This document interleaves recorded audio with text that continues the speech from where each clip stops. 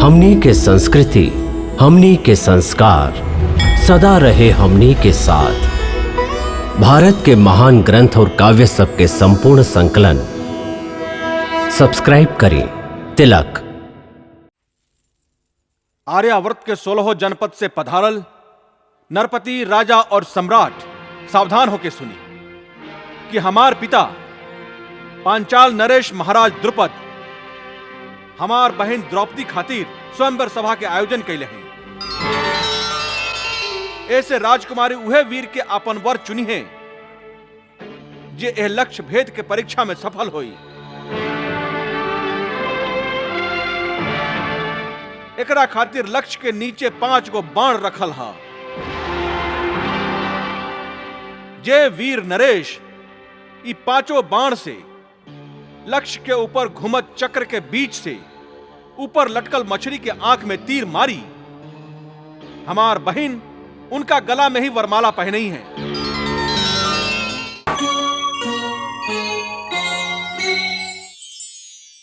हमारा आपसे प्रार्थना है कि हमके संतान यज्ञ के द्वारा 2 गो संतान होखे, एगो बेटा और एगो बेटी।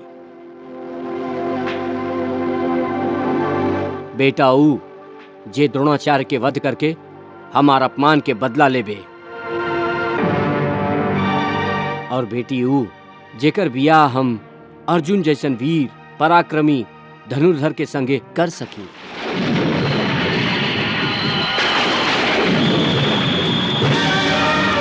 हे द्रुपद, ई राजकुमार तोहार कुल के यश बढ़ावे वाला होई। तोहार इच्छा अनुसार ए महाबली कुमार के जन्म द्रोणाचार्य के वध करे खातिर भइल हा। अब देखा तोहार कन्या भी अग्नि से उत्पन्न हो रहल हई।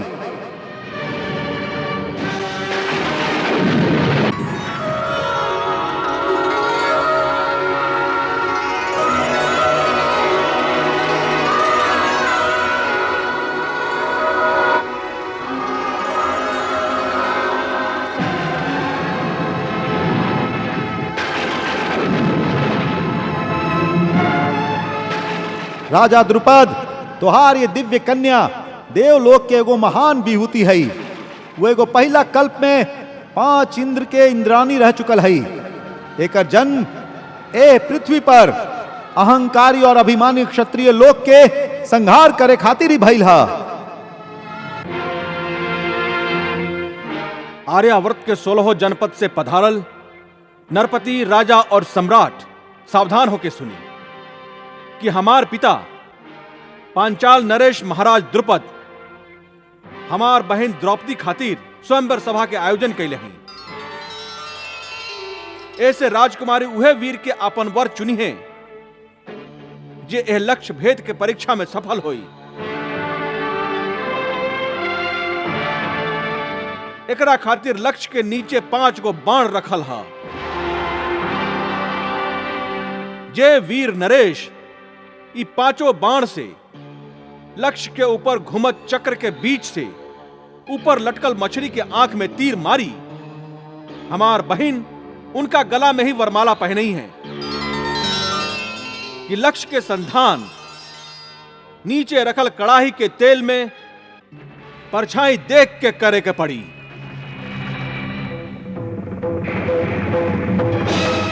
ठहरो सभे सम्राट, क्षत्रिय राजा और ब्राह्मण लोग के सभा में हम एगो सूत पुत्र से ब्याह करे से इनकार करत हई। महाराज द्रुपद, ई हमार मित्र के अपमान बा। कर्ण त अंग देश के राजा बड़न, ऐसे ऊ स्वयंवर में भाग लेवे के अधिकारी बड़न। ना मित्र, ब्याह के एगो मतलब आपसी सहमति भी है। जब द्रौपदी की अनुमति नहीं खे तो हम प्रतियोगिता में भाग कैसे ले सकत हैं? हम वीरवर कर्ण के ई बात के प्रशंसा करत हैं। शास्त्र भी ब्याह में सबसे पहले नारी के सहमति के ही मानेला।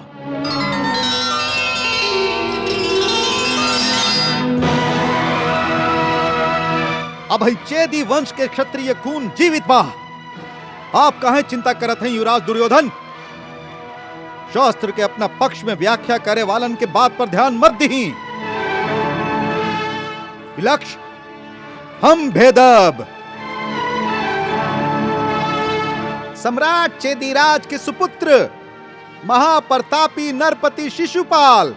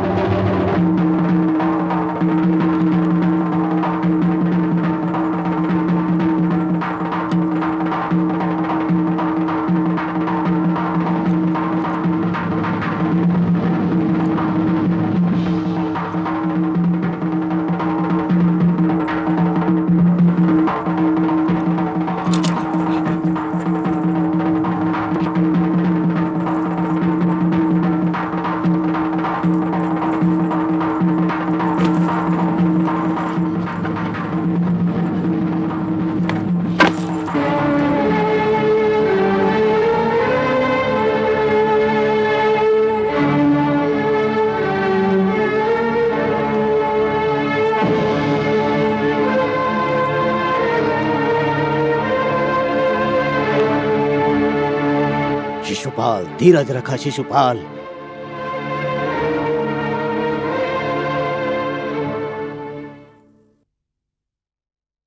कन्हैया, देख रहल बाड़ा बड़ बोलापन के परिणाम। द्रुपद शर्त केहू और खातिर रखले बाड़न दाऊ भैया। केकरा खातिर? अभी पता चल जाई।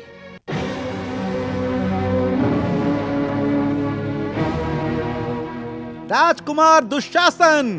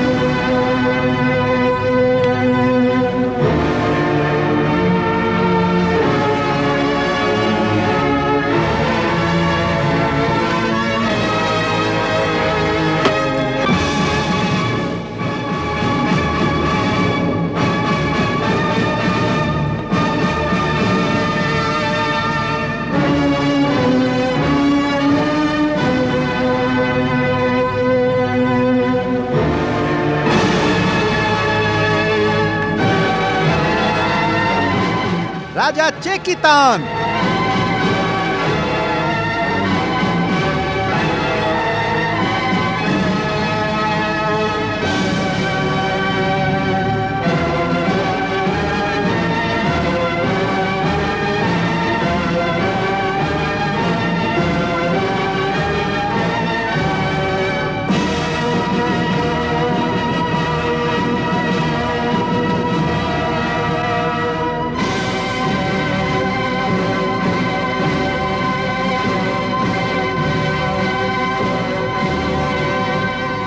राजकुमार विकर्ण।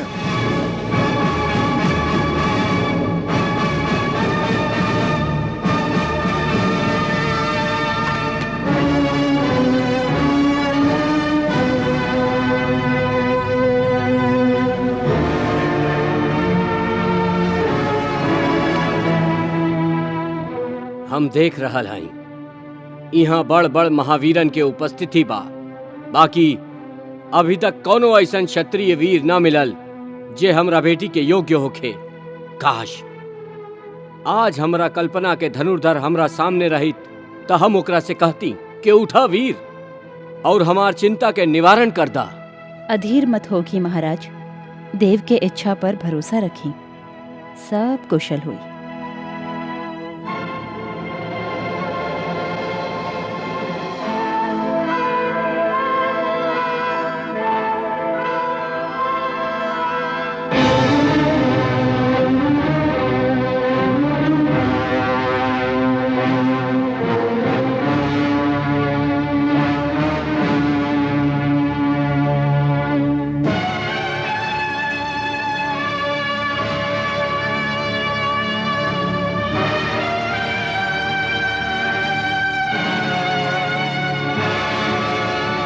अरे देखा था ये ब्राह्मण कुमार के का सुझाला। कुछ वो होखे, ब्राह्मण पुत्र लागत बड़ा उत्साही। हमरा त लागता कि अपन भरोसा पर ही सफल होई। एकर देह तो सिंह नियन फड़क रहल बा। ब्राह्मण बाड़न त का एगो ब्राह्मण क्षत्रिय कन्या के वरण कर सकेला, शास्त्र एकर आज्ञा देला।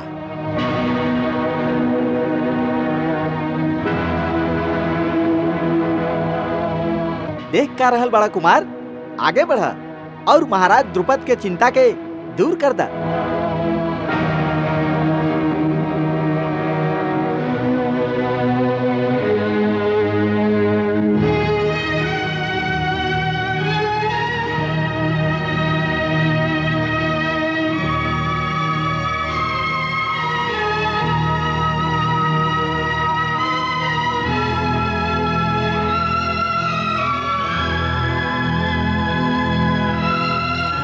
देखा त ओ ब्राह्मण कुमार में कितना तेज बा, कैसन मस्त सिंह जैसन चाल बा। हमके त लागता कि सफलता इनके हाथ में लिखल बा।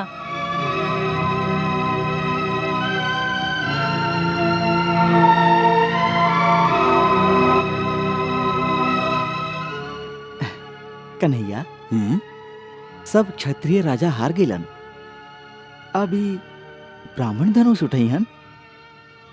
यह अर्जुन हवन बड़का भैया। अर्जुन? हाँ,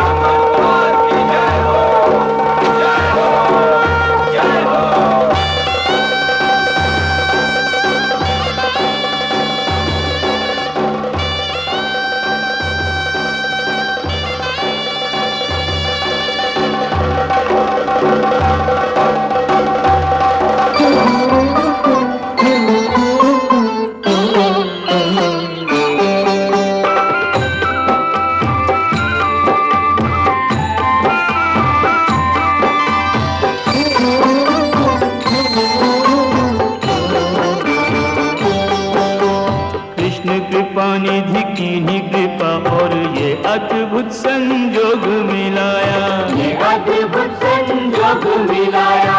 उसकी जीत में क्या संदेह कि जिस पे रहे श्री कृष्ण की छाया, जिस पे रहे श्री कृष्ण की छाया। पार्थ को रूप की राशि मिली, पार्थ को रूप की राशि मिली और द्रौपदी ने धनुधारी को पाया। कंठ में जीत का हार पहनाए के पार्थ को कंठ का हार बनाया, कंठ में जीत का हार पहनाए के पार्थ को कंठ का हार बनाया।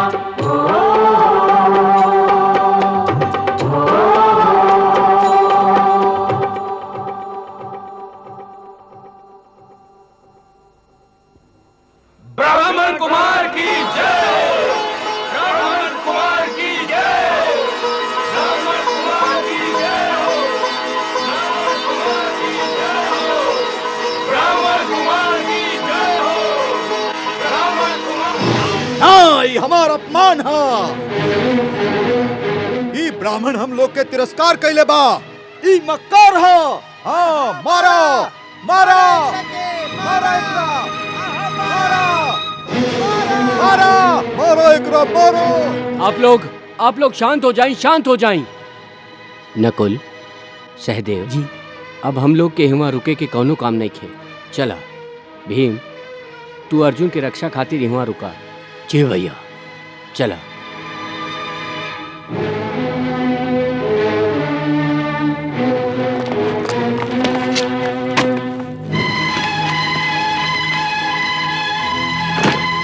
सुना सुना सुना, यदि कन्या कोनो क्षत्रिय पुरुष के ना चुन सके तो एकरा के जरा दो। आग लगा दो। आप लोग शांत हो जाएं, शांत हो जाएं। एगो ब्राह्मण के मारल अनुचित था। का उचित और का अनुचित हम अच्छा तरह से जानत हई। पहले हम तोरे से निपटत हई। मारा।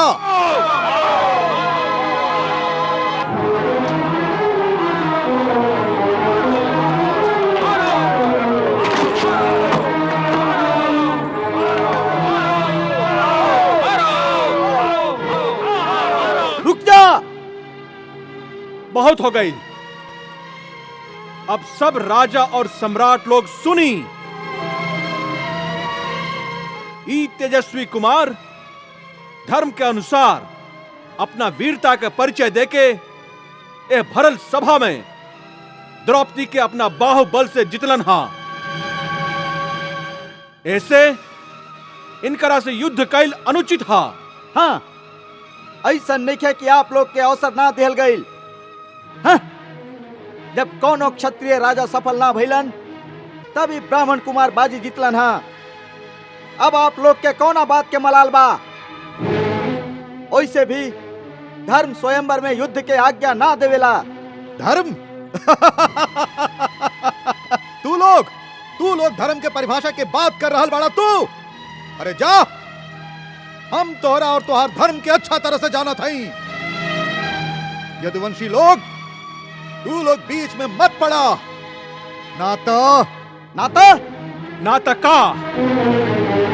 नाता का कर लेवा तू एक कुमार के। अब केहू अगर एक कदम भी आगे बढ़ौलस तो ओकरा पहले हमरा से युद्ध करे के पड़ी। समझ गए तू लोग?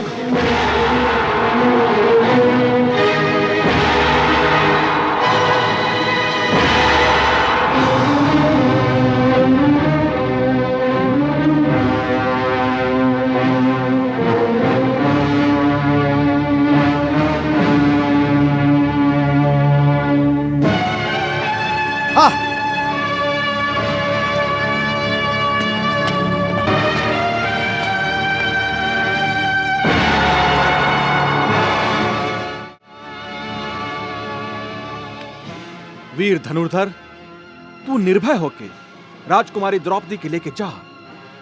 ये आज से तुहार भइली। हम देखत हैं कि के तुहार पीछा करता।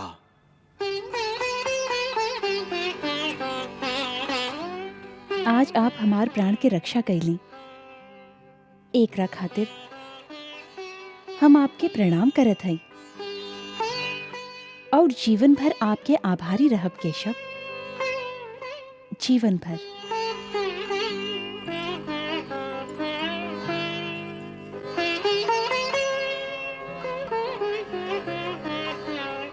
और हम जीवन भर तुहार रक्षा करत रहब देवी द्रौपदी।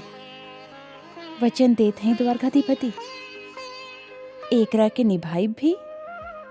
अवश्य निभाइब। पांचाली, आज से हम तो के अपन छोट बहन मानत हैं और वचन देत हैं कि कौनो सहायता खातिर जब भी हमरा के याद करबू त हमके ओही क्षण अपना लगे पैबू।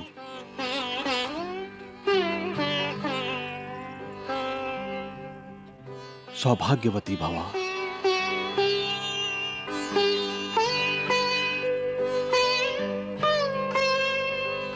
सखा कौन दे, हम तो तोहके यहाँ आते ही पहचान गल रही और आज से तो हमार और तुहार एको नया संबंध हो गई। पहले तू हमार भाई रहा, लेकिन आज से तू हमार जीजाश्री हो गईला। ई त आपके उदारता बा, ना तो हमार माई तो हम लोग के हमेशा आपके प्रणाम करे के ही सिखौले हैं। ना अर्जुन, तू नहीं खा जानत कि तुहार हमार पुरान नाता बा। तू हमार पुरान साथी हवा। एकरा पहले की ई राजा लोग कोनो नया उपद्रव करे, तू लोग यहाँ से जल्दी निकल जा और कुंती बुआ से कहिया कि हम रात के उनका से मिले आएब। बस जा यहां से।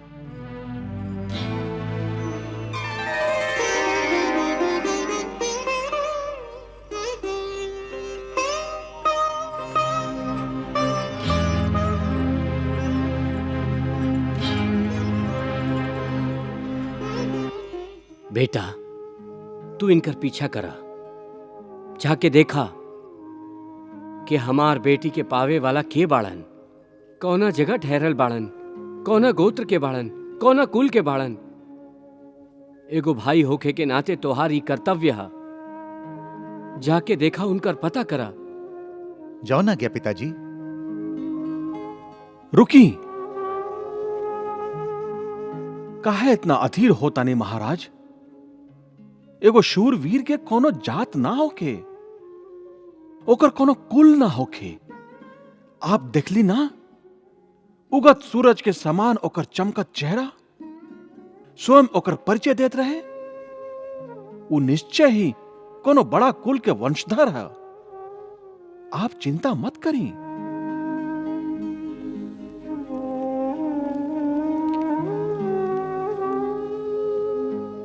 आपके कथन सत्य ही निकली, निश्चय ही सत्य हुई आपके भविष्यवाणी। हमार विश्वास आप में बा, और आप तो सर्वात्मा हैं यदुकुल शिरोमणि। सम्राट, ऐसे अधीर मत होई पांचाल नरेश। बाकी एगो पिता तो होला, ए समय खाली हम एगो पिता हैं, एकरा अलावा कुछ ना। एही से मन अधीर बा। एही से जानल चाहत है कि ई ब्राह्मण कुमार के है जे हमरा राजकुमारी के जीत के ले गई हा। ओकरा घरे हमार बेटी कौना हाल में रही। ता आप सच जानल चाहत हैं कि ऊ तेजस्वी वीर के हा? हाँ दीनानाथ। ता सुनी, ऊ जे आपके द्रौपदी के एह भरल सभा में आपन वीरता से जीत के ले गए, ऊ हमार बुआ के बेटा पांडु पुत्र अर्जुन हा।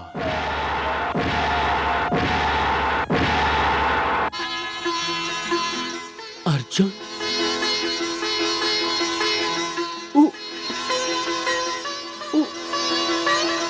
ऊ अर्जुन रहन? हाँ, वो अर्जुन रहन। आप सर्वात्मा है दीनानाथ। आप सर्वात्मा हैं।